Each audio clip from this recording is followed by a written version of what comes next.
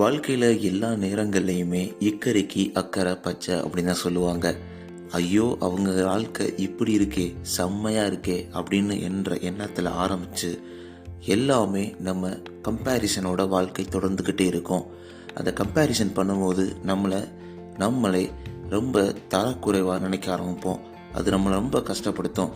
இது ரொம்ப அழகாக இருக்கே, நம்ம அந்த நாட்டில் இருந்தால் நல்லாயிருக்கும், நம்ம அந்த ஊரில் இருந்தால் நல்லாயிருக்கும், அந்த வாழ்க்கையில் அவர்களோட வாழ்க்கையில் நம்ம இருந்தால் நல்லாயிருக்கும் அப்படின்னு எப்போவுமே அந்த சைடு இருக்க விஷயத்தை பற்றியுமே யோசிக்கிட்டு இருக்கக்கூடிய வாழ்க்கை நிறைய பேருக்குள்ளே தொடர்ந்துக்கிட்டு இருக்கும். ஆனால் இக்கரைக்கு அக்கறை பச்சை என்பதை எத்தனை மனிதர்கள் உணர்வார்கள், எவ்வளோ பேர் உணர்வோம்? அதை நம்ம குட்டி ஸ்டோரி எபிசோடில் ஒரு குட்டி ஸ்டோரியோட உங்களுக்கு நான் விளக்க போகிறேன். இக்கரைக்கு அக்கறை பச்சை தாங்க, ஆனால் எல்லாரோட லைஃப்லையும் இருக்கக்கூடிய பிரச்சனைகளும் சந்தோஷங்களும் சமமாக தான் இருக்கும் அப்படின்றது தான் என்னோட நம்பிக்கையும் கூட. தொடர்ந்து இணைந்திருங்கள்.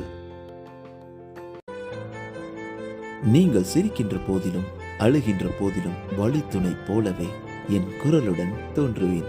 நீங்க கேட்டுக்கிட்டு இருக்கீங்க RJ Mano, Tamil self help improvement motivational podcast. இது உங்களோட நம்பிக்கை.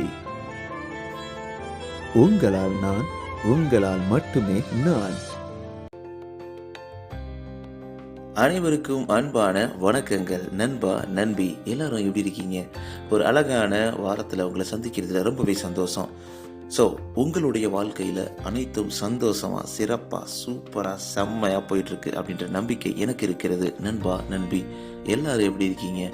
கொஞ்சம் கேப் ஆயிடுச்சு கெயின். ஒவ்வொரு டைம் எக்ஸ்கியூஸ் கேட்குறேன்னு நினைக்காதீங்க. But hereafter no gaps. Every 3 days 4 days once உங்களுக்காக தொடர்ந்து பாட்காஸ்ட், உங்களுடைய வாழ்க்கையை மாற்றக்கூடிய பாட்காஸ்ட் தொடர்ந்து வரப்போகுது. உங்களுடைய சப்போர்ட்டை தொடர்ந்து கொடுத்துட்டே இருங்க. உங்களோட சப்போர்ட் மட்டும்தாங்க ரொம்ப முக்கியம். உங்கள் சப்போர்ட்னால் மட்டும்தான் இந்த அளவுக்கு நம்ம ஓடிக்கிட்டு இருக்க முடியுது. நம்ம கூடிய விரைவில் 200th எபிசோட் நம்ம ரெக்கார்ட் பண்ண போகிறோம். அதற்கான கான்டெஸ்ட்டையும் உங்களுக்கு ஒவ்வொரு டைம் சொல்லிக்கிட்டு இருக்கேன். So great feedback. இந்த பாட்காஸ்ட் உங்கள் வாழ்க்கையில் எவ்வளோ மாற்றத்தை ஏற்படுத்துது, நீங்கள் உங்கள் ஃப்ரெண்ட்ஸுக்கு எவ்வளோ அளவுக்கு இந்த பாட்காஸ்ட் ரெக்கமெண்ட் பண்ணுவீங்க, இந்த பாட்காஸ்ட்டில் உங்களுக்கு பிடிச்ச விஷயங்கள் என்ன, இந்த விஷயங்களை 100 வரைக்கும் மிகாமல் RJ Mano _ இந்த இன்ஸ்டாகிராம் பேஜில் எழுதி அனுப்புங்க. ஸோ சிறந்த கண்டென்ட்டுக்கு யார் சூப்பராக எழுதி அனுப்புகிறீங்களோ கண்டிப்பாக எல்லோரும் எழுதுவீங்க. ஆனால் சூப்பராக ஃபஸ்ட்டாக எனக்கு பிடிச்ச ஒரு கண்டென்ட்டை எழுதும் போது உங்களுக்கு செம்மையான ஒரு கிஃப்ட் காத்துட்ருக்கு, உங்கள் வீடு நோக்கி வரும். அது மட்டும் இல்லாமல் 200வது எபிசோடில் நீங்கள் என் கூட பேசலாம். ஸோ உங்களுக்காக நான் வெயிட் பண்ணிகிட்ருக்கேன். அது மட்டும் இல்லாமல் இந்த மாற்றத்தை ஏற்படுத்த நான் தொடர்ந்து ஃப்ரீயாக பண்ணிக்கிட்டு இருக்கேன். ஸோ அதுக்கு நீங்கள் பண்ண வேண்டியதெல்லாம், நீங்கள் எந்த பாட்காஸ்ட் பிளாட்ஃபார்ம் லிசன் பண்ணாலும் சப்ஸ்கிரைப் ஃபாலோ பண்ணிவிடுங்க. நீங்கள் ஸ்பாட்டிஃபைல ஆப்பிள் பாட்காஸ்ட் லிசன் பண்ணுறீங்கன்னா மறக்காமல் உங்களோட 5 ரேட்டிங்ஸை கொடுத்துக்கிட்டே இருங்க. அது ரொம்பவே யூஸ்ஃபுல்லாக இருக்கும்.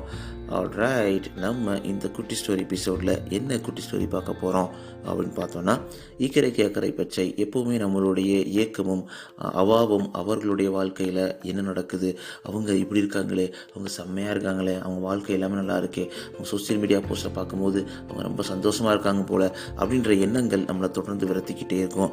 ஆனால் அது எல்லாமே நம்மளை கீழே தள்ளக்கூடிய எண்ணங்கள். கம்பேரிசன் எப்போவுமே பாய்சன் தாங்க. அப்போ அதை இந்த கதை மூலமாக விளக்க உங்களுக்காக நான் கொண்டு வந்திருக்கேன் அந்த குட்டி ஸ்டோரி. அதாவது, ஒரு காகம் இந்த உலகத்தில் ஒரு ஊரில் இருந்துச்சான்.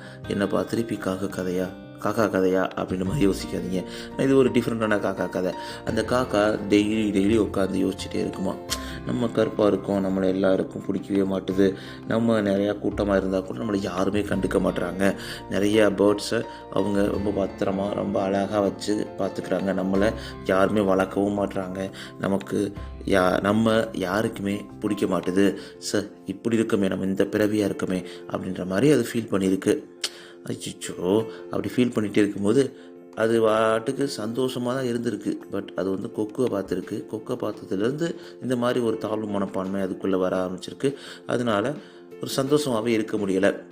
உடனே அந்த கொக்கை பார்த்து ஒரு போய் கேட்டிருக்கு, கொக்கே நீ எவ்வளோ அழகாக ஒயிட்டாக இருக்க, ஸோ உன்னை எல்லாருக்கும் பிடிக்கும்ல, ஆனால் எங்களை யாருக்குமே பிடிக்க மாட்டேது பார்த்தியா அப்படின்ற மாதிரி ஃபீல் பண்ணி ரொம்ப கஷ்டப்பட்டு ரொம்ப சோகமாக சொல்லியிருக்கு.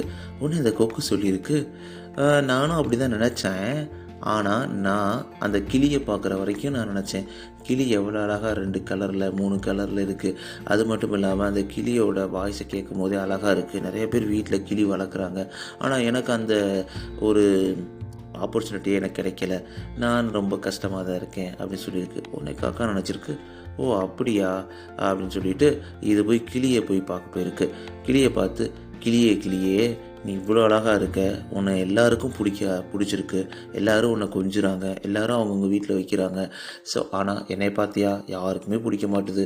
நான் கருப்பாக இருக்கனால யாருக்குமே பிடிக்க மாட்டுது. கொஞ்சம் அக்லியாக இருக்கேன்னா தெரில, என்னை யாருக்குமே பிடிக்கவும் மாட்டுது. யாருமே என்னை வந்து வச்சுக்கவும் மாட்டுறாங்க. ஆனால் நீ ரொம்ப கொடுத்து வச்சவங்கல்ல அப்படின்னு கேட்குது. உடனே கிளி, அடா போப்பா, நானும் அப்படி தான் நினச்சேன். ஆனால் நான் இந்த மயிலை பார்க்குற வரைக்கும் நான் நினச்சி பார்க்கவே இல்லை, நம்ம ஏன் மயில் மாதிரி இல்லை, மயிலை எல்லா பேரும் பார்த்து வியக்கிறாங்க, ரொம்ப அழகாக ரசிக்கிறாங்க, அதை எல்லாரும் கொண்டாடுறாங்க அப்படின்னு மாதிரி சொல்லியிருக்கு. உடனே காக்காவுக்கு, ஓ அப்படியா, சரி நான் அந்த மயில்கிட்டே போய் கேட்குறேனே அப்படின்னு சொல்லிட்டு மயிலை போய் பார்க்க போயிருக்கு. உடனே மயிலை பார்த்து, மயில் வந்து எங்கே இருக்குதுன்னு பார்த்தா கடைசியில் ஒரு ஜூவில் ஒரு கூண்டுக்குள்ளே அடைச்சி வச்சு நிறைய மக்கள் பார்த்து ரசிக்கிறாங்க, வர்றாங்க போகிறாங்க, நிறையா ஃபுட்டு கொடுக்குறாங்க, இந்த மாதிரி. உடனே மயிலை பார்த்து, வா இவ்வளோ அழகாக இருக்க மயிலே, உன்னை பார்த்து எல்லா பேரும் ரசிக்கிறாங்க, இவ்வளோ கூட்டம் டெய்லி உங்களை வந்து பார்க்குது, அது மட்டும் இல்லாமல் உனக்கு சூப்பரான ஃபுட்டெல்லாம் கிடைக்கிது, நீ ரொம்ப கொடுத்து வச்சவங்கல்ல அப்படின்னு சொல்லியிருக்கு. உடனே மயில் சொல்லியிருக்கு, அப்படிலாம் சொல்லாத, நான் இவ்வளோ அழகாக இருக்கேன், அது ஒத்துக்கிறேன். ஆனால் இந்த அழகு தான் என்னை மற்றவர்கள் சிறைப்பிடித்து என்னை ஒரு கூண்டுக்குள்ளே அடைக்க வச்சு டெய்லி ஒரு காட்சி பொருளாக எல்லோரும் வந்து பார்க்குறாங்க. என்னால் ஃப்ரீயாக பறக்க முடியலை, ஃப்ரீயாக அந்த உலகத்தை ரசிக்க முடியலை, ஒரு கூண்டுக்குள்ளே நான் பாட்டுக்கு இருக்கேன் பார்த்தியா அப்படின்னு சொல்லிட்டு அது வேதனையை சொல்லியிருக்கு. உடனே தான் அந்த காக்காவுக்கு ஒரு விஷயம் புரிஞ்சிருக்கு. ஆஹா, நம்ம பார்க்குற எதுவுமே உண்மை கிடையாது. ஸோ அடுத்தவர்களுடைய வாழ்க்கையில் நடக்கக்கூடிய எத்தனை பிரச்சனைகளை நம்ம புரிஞ்சுக்கிறது கிடையாது. ஒரு வெளிநோக்கத்தில் ஒரு ஒரு ஒரு என்ன சொல்கிறது, மேலோட்டத்தில் நம்ம பார்க்குற எந்த விஷயமும் உண்மையும் கிடையாது. இக்கரைக்கு அக்கறை பச்சை தான். எப்போவுமே வாழ்க்கை ஒவ்வொருத்தருக்கும் ஒவ்வொரு யூனிக்னஸையும் ஒவ்வொரு வாழ்க்கை சிறப்பையும் கொடுத்துக்கிட்டு தான் இருக்குது. ஆனால் நம்ம அதை புரிஞ்சிக்காமல் எப்போவுமே அடுத்தவர்கள் வாழ்க்கையை தான் நம்ம உத்து நோக்கிக்கிட்டு இருக்கோம். அதனால் நம்ம வாழ்க்கை இருக்கக்கூடிய ஒரு சந்தோஷமான விஷயங்களை நம்ம என்ஜாய் பண்ணுறதே கிடையாது. இதுதான் விஷயமா அப்படின்னு புரிஞ்சுக்க ஆரம்பிச்சுது. ரொம்ப மாரல் ஆஃப் த ஸ்டோரி என்னன்னு பார்த்தோம்னா, நிறைய நேரங்களில் நிறைய இடங்களில் நம்ம வாழ்க்கையிலும் இது நடக்கக்கூடியும். எப்போவுமே அடுத்தவர்கள் வாழ்க்கையை எட்டி பார்த்து அவங்க ரொம்ப சந்தோஷமாக இருக்காங்களே, எல்லாமே அவங்களுக்கு கிடைக்கிது, இதெல்லாம் எப்படி நடக்குது அப்படின்னு ஏங்கி தவிப்போம். ஆனால் உண்மை என்னென்னா, அவங்க வாழ்க்கைக்குள்ளே நீங்கள் போய் பார்க்கும்போது, அவங்களோட நீங்கள் ஷூஸை போட்டு அவங்க வாழ்க்கையை நீங்கள் உற்று நோக்கும் போது தான் தெரியும் அவங்க வாழ்க்கையில் எவ்வளோ பிரச்சனைகளும் வேதனைகளும் இருக்குதுன்னு சொல்லிட்டு. அதனால் எப்போவுமே நீங்கள் மற்றவங்களோட கம்பேர் பண்ணாதீங்க, மற்றவர்களோட வாழ்க்கைக்கு ஏங்காதீங்க. ஏன்னா உங்கள் வாழ்க்கை செம்மையான வாழ்க்கை, சூப்பரான வாழ்க்கை. நீங்கள் அமைச்சிக்கிறதுலையும் நீங்கள் என்ஜாய் பண்ணுறதுலையும் அக்செப்ட் பண்ணுறதுலையும் மட்டும்தான் இருக்குது. அதை மறக்கவே செய்யாதீங்க. எப்போவுமே வாழ்க்கையை ஒரு சூப்பரான கண்ணோட்டத்தில் ரொம்ப சிறப்பான வாழ்க்கையை கொடுத்ததுக்கு கிரேட்ஃபுல்லாக இருங்க. எப்பவுமே தேங்க்ஃபுல்லாக இருங்க, மைண்ட்ஃபுல்னஸ்ஸாக இருங்க. இது எல்லாமே உங்கள் வாழ்க்கையை ஒரு சிறப்பான வாழ்க்கையாக மாற்றுன்றதில் சந்தேகம் கிடையாது.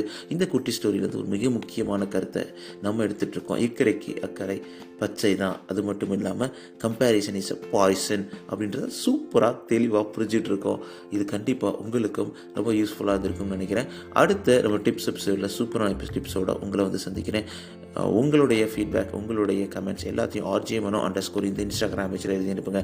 அது மட்டும் இல்லாமல் உங்களுடைய சப்போர்ட்டை தொடர்ந்து கொடுத்துக்கிட்டே இருங்க. நீங்கள் எந்த பாட்காஸ்ட் பிளாட்ஃபார்ம் லிசன் பண்ணாலும் மறக்காமல் சப்ஸ்கிரைப் ஃபாலோ பண்ணிவிடுங்க.